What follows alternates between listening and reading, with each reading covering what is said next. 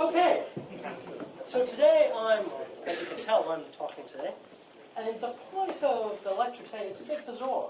And so I'll give you some background to it. I wanted to have a slide that has no content. You'll see why in a moment. What I'm going to do is I'm going to give what was originally a research talk. So it was a talk to accompany a paper that myself and a bunch of other people wrote that was presented at a conference in Bangalore in India almost 3 years ago now.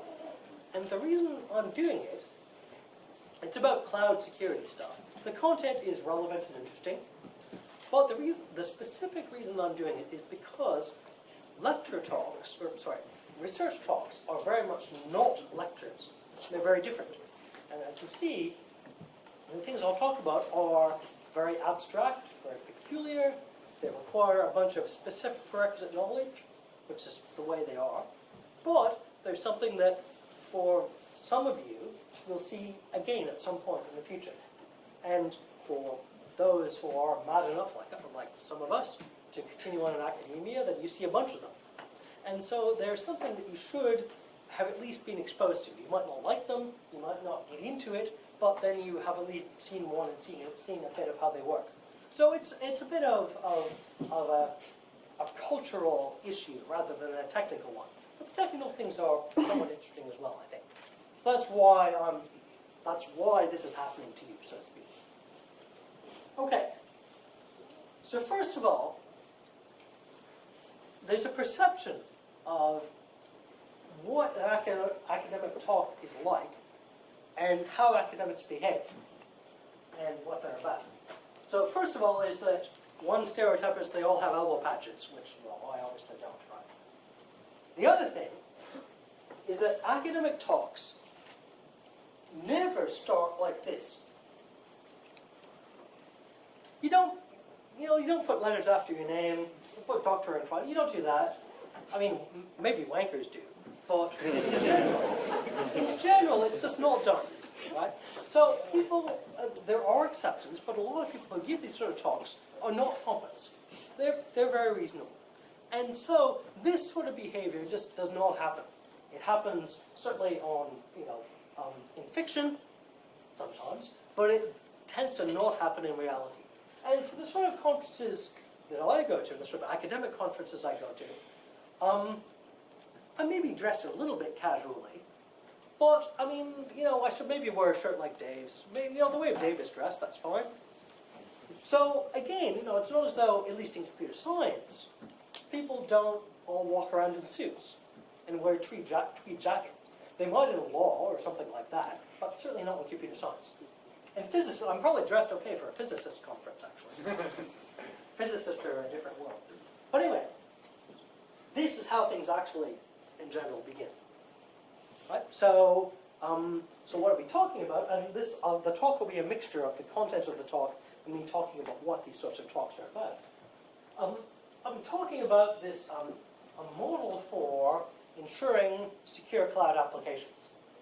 And the background to this was that this conference, Middleware, this was the 2010 version, Middleware is run by ACM, the Associate Computing Machinery, Usenix, originally a Unix users group, but it's broadened out.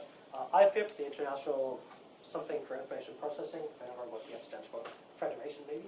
And it's been around, Middleware has been around for quite a while. And the conference it's pretty much the main venue in the world for people to talk about the academic side of middleware. So middleware is not software that's part of the operating system. It's not software that's part of applications, but it's software that sits in between. And it adapts applications to the facilities provided by the operating system. So the operating system might give you access to disk, you can store stuff and read it back and create files and all that crap. It has network connectivity, so you can talk to other machines on the network and so on. But the idea of middleware is it provides abstractions and tools over top of that application writers might find useful. So the idea behind this is essentially cloud computing is the discussion of what middleware should look like. What sorts of facilities do application authors want to be able to take advantage of these big cloudy infrastructures. And so what this paper is about one approach to ensuring security of those applications. So starting in 2010, the Middleware conference had these things called Big Ideas papers. And the idea behind that is that you would, when you wrote a Big Ideas paper, is you would espouse, you would advocate, you would describe some concept you had for how things should be done. So you wouldn't necessarily present small results. A lot of academic conferences and papers, you read the paper and you think, is that it? It's kind of worthless, because the point of academia is to do a huge amount of stuff about something very small. These papers, the Big Ideas papers, are not about that. The idea behind them is to say, we think that over the overall research community should think about problems in this way. And that's what this paper is about. And so I was one of the people who worked on this paper with a cast of, not thousands, but a bunch of people. At the time, most of us, but not all, were at Cambridge, here in the UK. I've come here, and Dave Ayres went off to New Zealand. Matteo went off to Kent, not quite as far away. Peter is still at Imperial, and Brian Shan, I think, is still at Expert. I'll talk about what Expert is in a moment. Okay, so the main content of this is, well, cloud computing is a popular thing. People are very keen on it for reducing costs and doing all sorts of things that, especially that the hype machine thinks it will help with. This was true in 2010. It's certainly still true now. Right? So everyone at the time went on about it. That's great. But a lot of people were worried, and they're still worried. These problems, just because they're 3 years old, have not gone away. They were worried about how to make applications secure. Right? So there were lots of horror stories about things that went wrong because of a cloudy type environment, so to speak. Right? And there were stories back then, the T-Mobile excitement, various Amazon S3 failures, and so on. Those have continued somewhat, although people have their act together a bit better now than they did then. But that worries people. Not only reliability worries, but also the issue of how to tell whether somebody else has access to your data and how to make sense of it.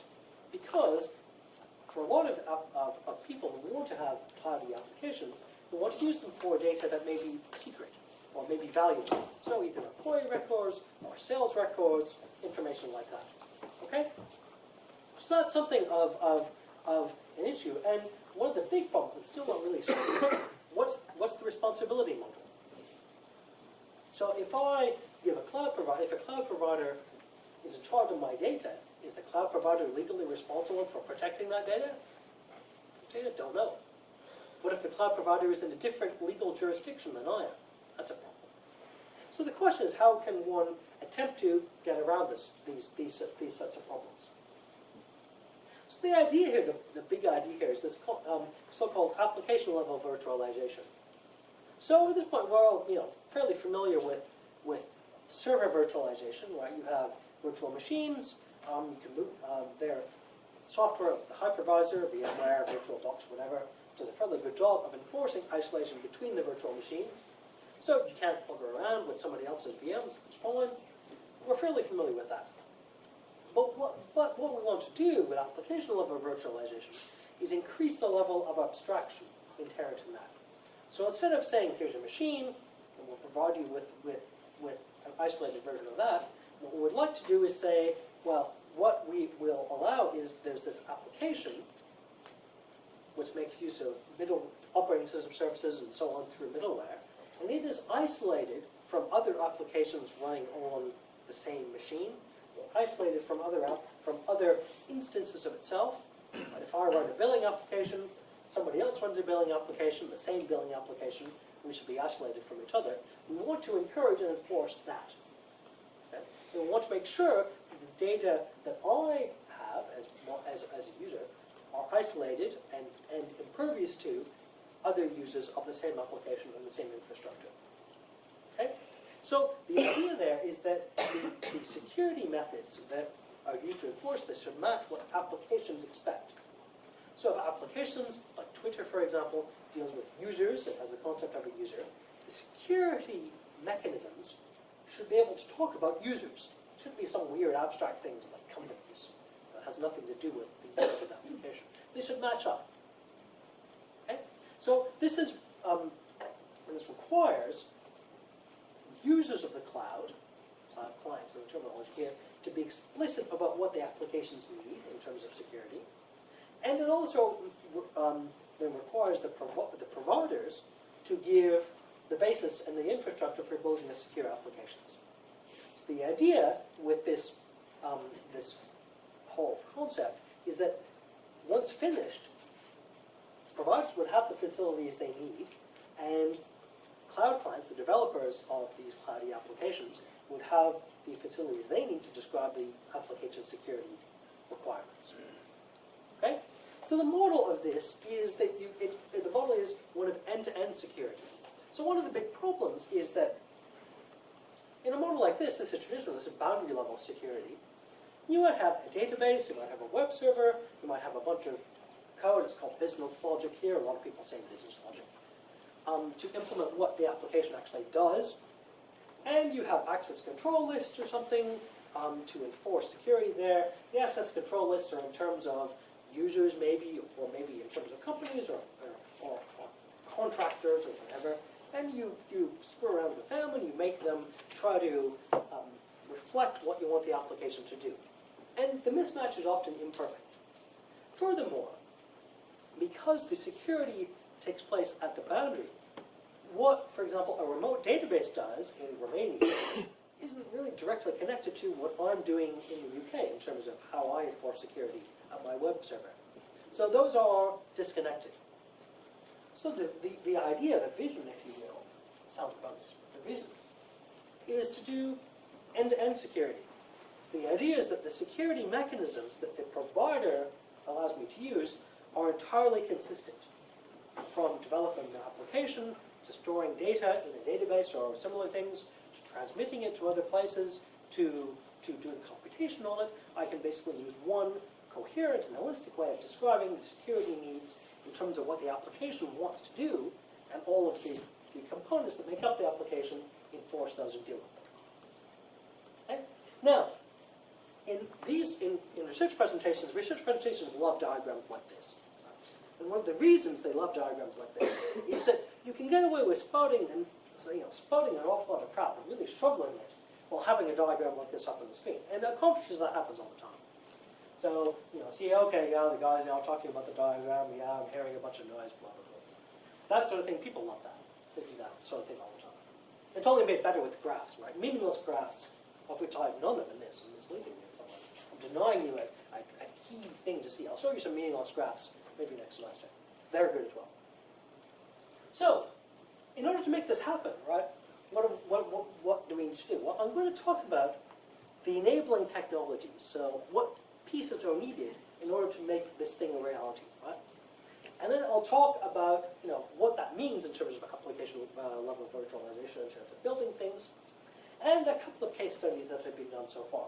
Now, when I say done so far, of course, this is as of 2010. The state of this work, all the pieces don't exist yet. The two case studies I'll talk about are a bit ad hoc, right? They're sort of ad hoc explorations into figuring out which pieces should exist. But that hasn't been done, exactly. But this, the thing that I'm talking about here, did end up being the result of, well, the sort of seed of about a 3-year research project jointly between Imperial and Cambridge. Total funding was something around £1 million or thereabouts to help address these sorts of problems. And cloud providers, certainly in the UK, and government in their work on cloudy stuff, because as everyone tells them, advises, cloud is the way to go. They are interested in it as well. So we'll talk a bit about that at the end. So, in order to make sense of this, we have to think about the sort of what types of cloud providers there are, right? So, and these terms are used all the time, and NIST, the American National Institute, was called the National Institute for Standards and Testing. I can't remember what it's called now. They have definitions of what these things are, and people basically agree.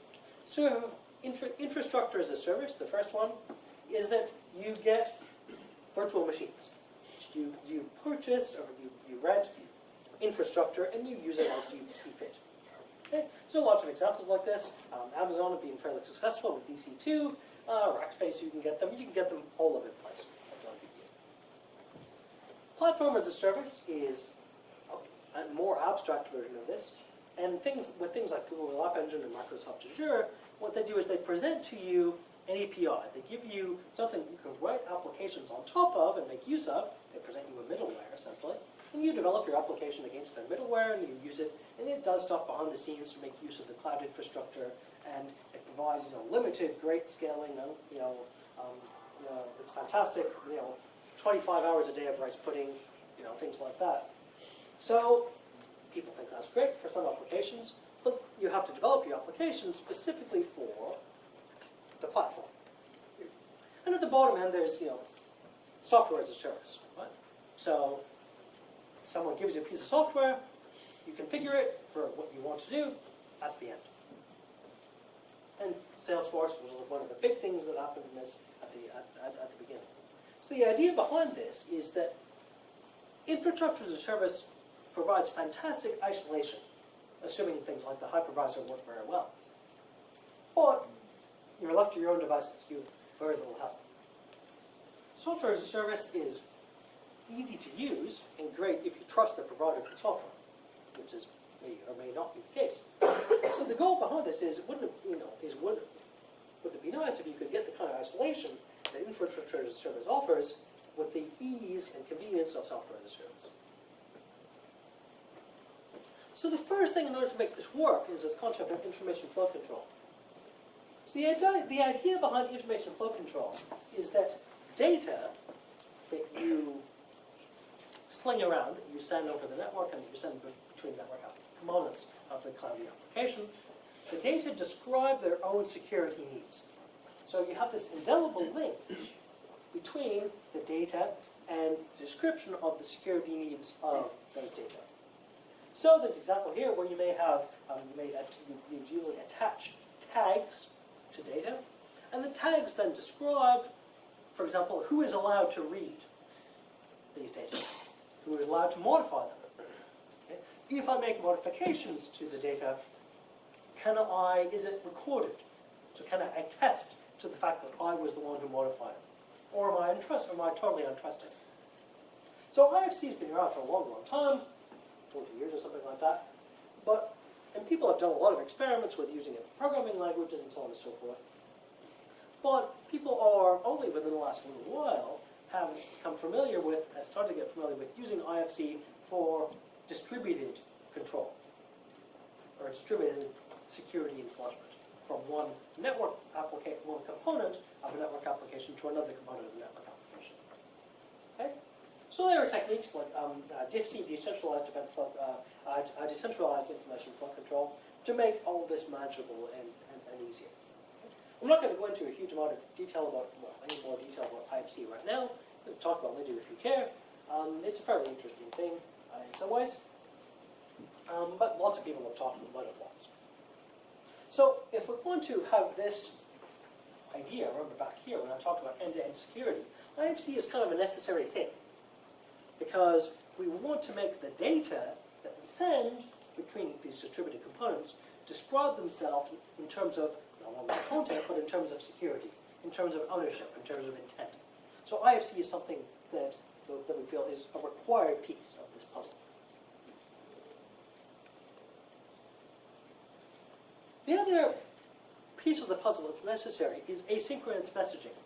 So when you're building a non-trivial distributed application, it's very dangerous, and it's well known now, it's very dangerous to have the pieces of the application very tightly coupled. They should know as little as possible about each other. And the reason for that is if they're large, they may change their behavior, they may be written by different organizations, different people, and so on. And you don't want the fact that somebody has done a software upgrade in Stevenage to cause your application in Birmingham to fall over. Well, you probably will anyway, but you would ideally like that to not happen. So asynchronous messaging has been around for a while and is used as a way of ensuring this decoupling. So when you talk to another distributed component, you send it some data, and then you go off and do other things, and it receives that data and does what is required, maybe sends you a reply, maybe not. But the communication between the components in the distributed application is not tied to time and is as generic as possible. And so the idea then is, if you then combine this with information flow control, what you basically end up being able to do is send a message to another component in the distributed application and have that message have security tags that define how it can be used. And you can define these messages so that the security tags are meaningful within the context of the larger application. And there's lots of work, not just about asynchronous messaging, but some information about asynchronous messaging in the context of IFC. And the last main piece that's needed to make this work is role-based access control. So initially, remember I said that access control lists were no good. It's true. But role-based access control decouples that and allows you to have something like a security context. So you can say, I want this.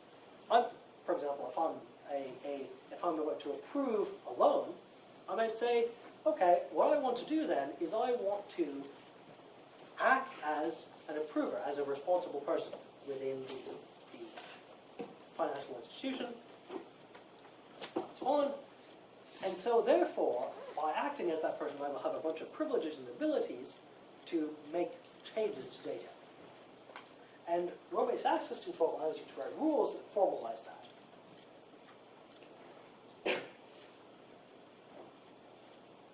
So, if you combine these, what it allows you to do is you can use explicit data containment and data security policies that are intimately tied with application needs. Okay? You can enforce those using information flow control. You can manage secrecy, privacy, integrity, and so on. And then you can describe the relation between all of those using roles. And at the end of this, the middleware abstraction that you build means that you can abstract all of this stuff from the actual network communication details.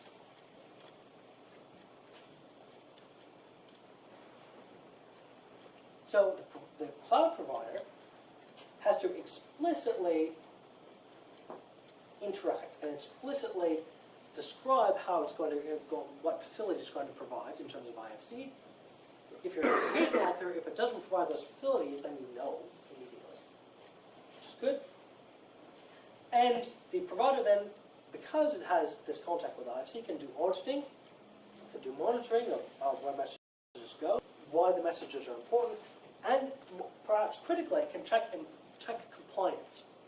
So it can find out our application, because if applications want to use this, if they buy into this at all, then they will say tag use its security infrastructure to, for example, flag up personally identifiable information. So the cloud provider can take part in the compliance checking that's required to determine where, for example, personal information is sent. Okay. So, we're going to talk about two somewhat ad hoc applications of these ideas. So one other thing, this is a good time to mention it. Typically, these talks are about 20 minutes. So I've already stretched this out some. And that's an important thing to keep in mind, because really this talk I'm giving is not actually supposed to explain the contents of everything that's going on. What it's supposed to do is two things simultaneously. Be an advert to read the paper if you care. Say, oh, that's interesting, I want to learn more about it, and go and read the paper. Or to maybe answer some questions if you've read the paper already. So it's not very much not a standalone thing. And that's important, because that's an important distinction from something like a lecture, which is more standalone. It's still not standalone, but more so than this. Anyway, so these two applications that I'm going to talk about, I'm basically going to talk about, first of all, talk about stock trading. And the stock trading environment, I'm not talking about the high-frequency trading people who are willing to pay £75,000 a month to be in the rack 1 foot to the left, because then the fiber optic cable is shorter, and so they can make trades faster. I'm not talking about that world. That world's insane. I'm talking about the world where people are very concerned with correctness and compliance. And so the idea behind this world is that we assume, and this is not too unusual, that we have a market, or a stock market, where we get notifications as events, we get ticks as stock values change, and we have a broker which then matches traders, matches offers to sell with asks to buy. And if you do that, that can be fairly tricky, because if anyone's going to use it, the traders have to be sure that their offers are kept secret by the broker, and they have to have confidence that the other traders don't find out too much about what they're doing, otherwise they're not going to care at all. So if brokers are large enough, they'll do all this matching without talking about the exchange at all, because they'll have enough buyers and sellers that they can arrange trades behind the back of the main exchange, and then once they're sorted out, then pump it all through the exchange later on. And in certain jurisdictions, that's totally legal and fine. Okay? So the idea behind this is, if we use IFC, information flow control, what we can do is we can then use the security infrastructure of information flow control to enforce isolation between traders. And therefore then allow the exchange and the brokers to satisfy regulators if necessary, and provide an audit trail if necessary. So you can imagine that the architecture looks something like this. I'm not going to belabor what the procedure here is, but you can imagine a couple of traders which have outstanding, a couple of traders and pair monitors, if you will, which are components which can match up offers to sell and requests to buy. And so you can imagine these couple of traders presenting the pair monitors with offers, okay, saying, let me know when these stocks change, and there they can tag those as appropriate, so the IFC infrastructure ensures isolation so that others can't find out what stocks they're interested in. Tick arrives in the stock exchange, which has values for a certain stock, and the pair monitors can then reply with can then notify the traders that that the tick is relevant to what they have done. Traders can then make a decision based on that and create events to allow buys and offers. They can be matched up by the broker, and the broker can then reply to both traders with a trade event, where subsets of the data in this trade event are readable only by each individual trader. So each trader can find out what's important to it, but can't find out the rest. At the same time, the broker, through delegation, can give permission, temporary permission, to a regulator to maybe give trader number 2 a bit of a smackdown, depending on what their behavior is. So, when this happens, well, there can be more ticks that arrive as well as a result of this. So the idea behind this diagram is that by ensuring that all of these events have appropriately tagged information, what we've done is we've constructed an application where the application's security concerns are that these two traders have to be isolated from each other, but then the infrastructure enforces exactly those security concerns, because those, what we want, maps exactly to the IFC tags that we have created.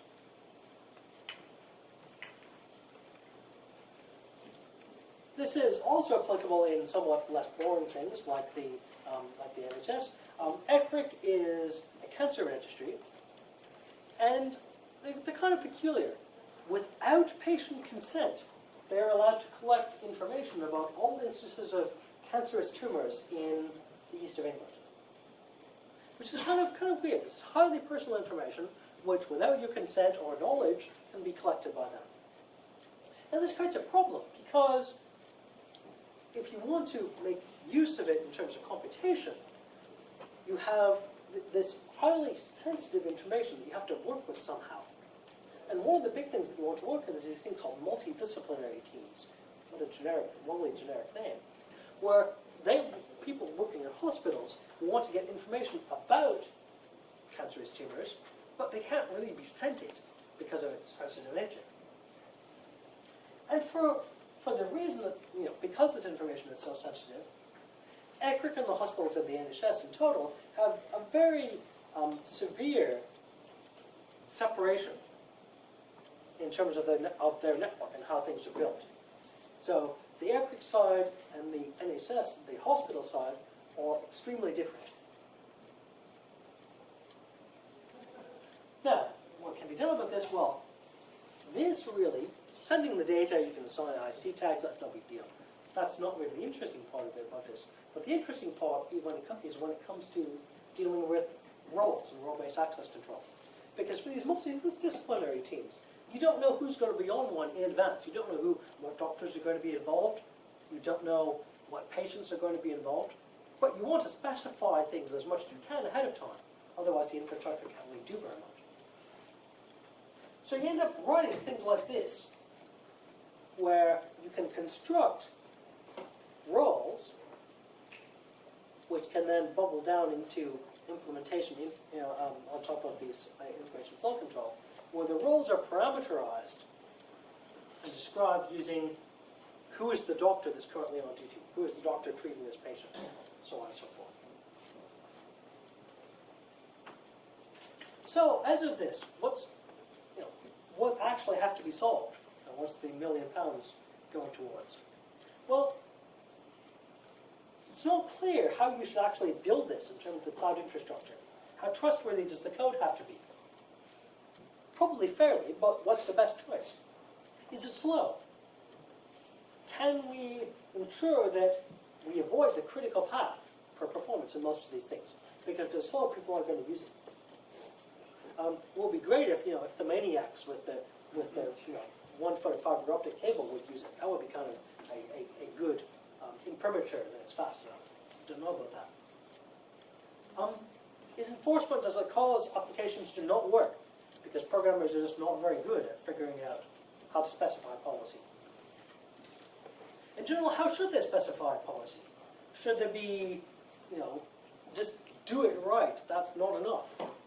Should there be some customized language for doing this? Programmers don't really like new programming languages, that's not good. So that probably shouldn't happen, but what should the policy specification look like? Writing those, I showed you this RBAC thing for the treating doctor. That's all terrible, really. Can we avoid that? That's not good. Right? Is the policy itself sensitive? Do I not want to reveal that there might be some specialized oncology doctors involved in treating these sorts of patients? Maybe I don't want to reveal that. How should the system deal with that? Should it still work properly? How do I ensure the policy is correct? Even if I've written one, it's probably not right. Software is never right. Software is crap. So policy that describes how the software behaves is probably going to be at least as bad. So how do I tell? So assuming I could do all of this, it would be great, right? If I was, to design security into cloudy infrastructure and so on from the start, into applications, that would be fantastic. It wouldn't be easy, but it would be fantastic. And if I did this, then I would allow these sort of strong end-to-end security models using techniques like decentralized event information flow control, the event-based communication, the asynchronous communication that I talked about, using RBAC to specify how things relate, and making explicit, and this is one of the big issues with this, making explicit the trusted computing base, the portions of the cloud infrastructure that the application needs to trust and linking that directly to application concerns, as opposed to it being some strange abstract concept like usernames. And that is the end. And of course, if this was the real research topic now, is people would say, are there any questions?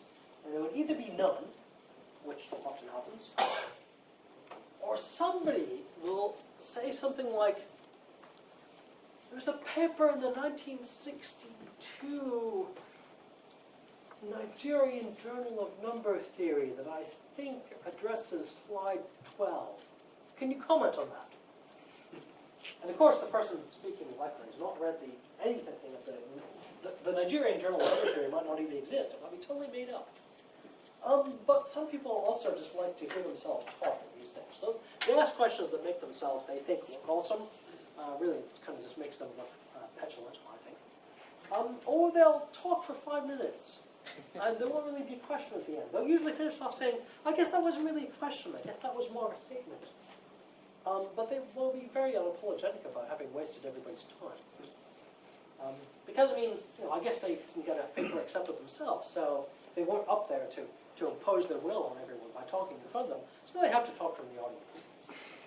Now, I'm being cynical. You also, I mean, it's not all bad. You do also end up with some people who are very clever, who ask one specific question, get one specific answer, and it's great. Or they ask one specific question, and then you say, I'll talk to you about that afterwards. And you talk to them about that afterwards, and that's also great. That happens sometimes too. So it's not unremitting goodness. I've painted a bit of an unfair picture about what these things are. Also, often they take place in interesting locations. I mean, yeah, okay, sometimes the last one I was at was in Birmingham. Maybe that's not so interesting. But then before that, in July, I was at one in Arlington, Texas, which is okay, I guess. I've never been to Texas, that was all right. Last year I was at one in where was it? In Besançon, in France. Earlier in the year, I was at one in Bern, in Switzerland. So I've been to once Japan. I didn't get to go to Bangalore for this one, because somebody else went. So they happen all over the place. And so it's a bit of an excuse, if you will, to see somewhere interesting. And that's one of the reasons why, frivolous as it sounds, that is one reason why some people enjoy this sort of thing, is you do get to see interesting places. And usually, along with the conference, there'll be a sort of a cultural event that's unique to the place. So when I was in Japan, we saw this performance of No Theatre, which is unusual and very Japanese. In Leuven, in Belgium, we went on a brewery tour, which is not surprising for Belgium. Unfortunately, it was Stella, which is not so good. But, I mean, it was still interesting. In Texas, we went to the Dallas Cowboy Stadium. I mean, okay, I guess Texas culture, American football, fine. I guess we should have had steak, maybe. That would have been better. But anyway, the point of this, I mean, if you remember or care about the content and the application of virtualization, that's cool. But the main point of this was to illustrate how completely different this world is from the world of what lectures are like, and why it's very peculiar. Sometimes good, sometimes bad. And one thing that one friend of mine said to me, a friend of college, said is, you never go to conferences for the talks. You always go to conferences to talk to people, which is somewhat true. Often the talks are really bad. Most talks are terrible. But that's, I mean, Sturgeon's rule applies, right? 90% of everything is crap. So whatever you're talking about, Sturgeon's rule applies to that. Okay, you'll see me again. When am I here again? 2 weeks? 3 weeks? Yeah, I forget. I'll have to check the You'll see me schedule. again this side of Christmas. Yeah. But it will be about something at the exact opposite end of the spectrum in terms of abstraction, since it will be about hardware design.